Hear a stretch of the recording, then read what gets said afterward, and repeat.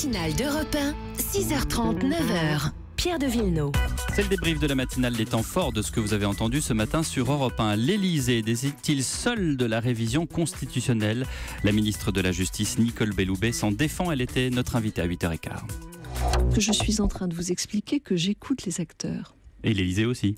Mais enfin, écoutez, monsieur, il est évident que sur un sujet comme celui de la révision constitutionnelle, qui suppose que les parlements interviennent, les deux chambres du Parlement, c'est elles qui vont porter la révision constitutionnelle. Il faut bien entendu qu'il y ait un accord du gouvernement sur le texte qui sera proposé au vote des parlements pour aboutir à la révision constitutionnelle. Incendie en série dans le sud de la France. Les riverains varois sont exaspérés par l'imprudence de certains. Ils n'hésitent pas à les dénoncer à la police. Jacques Terrance dans le journal de 6h30. Par Facebook, photo à l'appui, ils dénoncent des automobilistes qui ont jeté leur mégot par la fenêtre. La gendarmerie encourage ces dénonciations. Ce sont des indications précieuses, explique le gendarme Élodie Georges, chargé des réseaux sociaux. Bien souvent, ils sont derrière le véhicule et ils nous envoient la photo du véhicule à l'arrière. Il ne faut pas hésiter à dénoncer les faits. Si les gens ont des photos ou des vidéos, si possible du véhicule et de la plaque d'immatriculation pour identifier la personne, on peut peut-être avec l'enquête voir s'il y a une corrélation et voir si c'est en lien avec le départ de feu. Neymar, Mbappé, des rumeurs de transfert qui affolent les compteurs. On parle de dizaines, de centaines de millions d'euros, sans parler des avantages en nature. Jérôme Gessel, journaliste sportif, était l'invité de l'interview vérité à 7h45.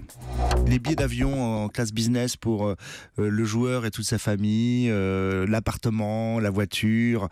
Aujourd'hui, le footballeur est vraiment chouchouté, vraiment, et c'est lui vraiment qui détient le pouvoir au sein du football. Et ça, aux yeux de la FIFA, c'est totalement opaque.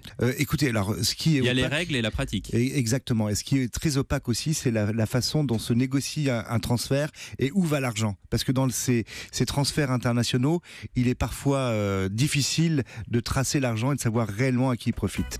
Heureux événement, la femelle panda prêtée par la Chine aux eaux de Beauval est enceinte, mais pas si simple de lui trouver un prénom. C'est un vrai enjeu diplomatique, c'est ce que nous disait Delphine Delors, la directrice de la communication du zoo de Beauval. C'était à 7h30. Le choix du prénom du bébé panda, c'est certainement la première dame chinoise et notre première dame française qui le choisiront. Il aura un prénom chinois. Ça représente beaucoup pour la Chine. La naissance d'un bébé panda est toujours un événement pour eux. C'est leur trésor national. Et pour avoir des pandas en France, il a fallu que le président de la République française les demande en personne, les yeux dans les yeux, au président de la République chinoise. Voilà pour le débrief de la matinale.